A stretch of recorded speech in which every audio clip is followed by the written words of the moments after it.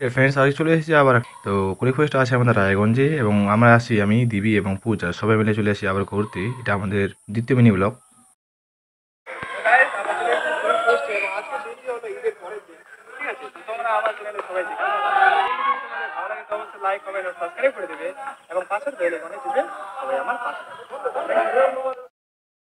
সামনে ছিল হরিণগুলো, তাই ভাবলাম যে হরিণদের ঘাস খাওয়া তুলে নিয়ে, এবং এই সামনে ছিল আমাদের ফটো স্ট্যান্ড। যারা এখানে ফটো তুলতে চাও তোমরা এখানে ফটো তুলতে পারবে।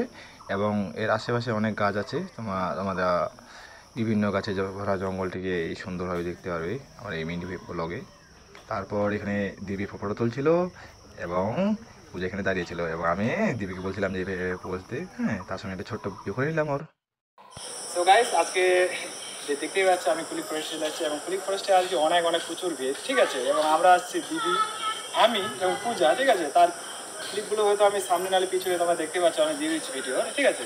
তো আজকের ভিডিওতে কেন হলো, কারণ আজকে ঈদের পরের দিন, ঠিক আছে। তো এখানে সব ধর্ম নির্বিশেষে, ঠিক আছে, সব সম্প্রদায়ের মানুষরা এখানে চলে আসে এবং কুলিক ফরেস্টটা একদম সরকারি থেকে, ঠিক আছে, একদম ফ্রি করে দেওয়া হয়েছে।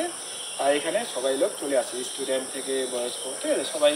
মানে আপনারা সপরিবারে আসতে পারেন যদি আসতে পারেন। এবং এবং এখানে যদি আসেন আপনারা এত পরিমাণে, ঠিক আছে, গাছের ছবি দেখতে পাবেন, গাছ যেমন বিভিন্ন ধরনের। এবং এটি হলো আমাদের পৃথিবীর, ঠিক আছে, দ্বিতীয় বৃহত্তম পাখির আলো, ঠিক আছে, যেখানে আমরা বিভিন্ন ধরনের পাখি দেখতে পাবো। হয়তো এখন সব পাখিগুলো এখন দেখতে পাবো না দিনের বেলা, কিন্তু সন্ধ্যার সময় বা দুপুর টাইমে বা বিকেল টাইমে যদি আমরা আসি, এখানে অনেক অনেক পাখি আমরা দেখতে পাবো। এবং পাখিগুলো ঠিক নিজে সিজন অনুযায়ী ঠিক চলে আসে এখানে। আবার যখন তাদের সিজন হয়ে যায় বা শেষ হয়ে যায়, তখন আবার তারা নিজের বাসায় ফিরে যায়, ঠিক আছে। কারণ পাখিরা তো এক জায়গায় স্থায়ী নয়, তাই তারা থাকে।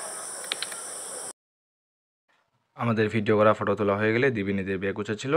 তারা বলছিল যে চলো এই গরমে আর থাকবো না। তো আমি বললাম ঠিক আছে তাহলে চলো, আজকের মতো এইটুকুই বন্ধুরা, দেখা হচ্ছে পরের ভিডিওতে।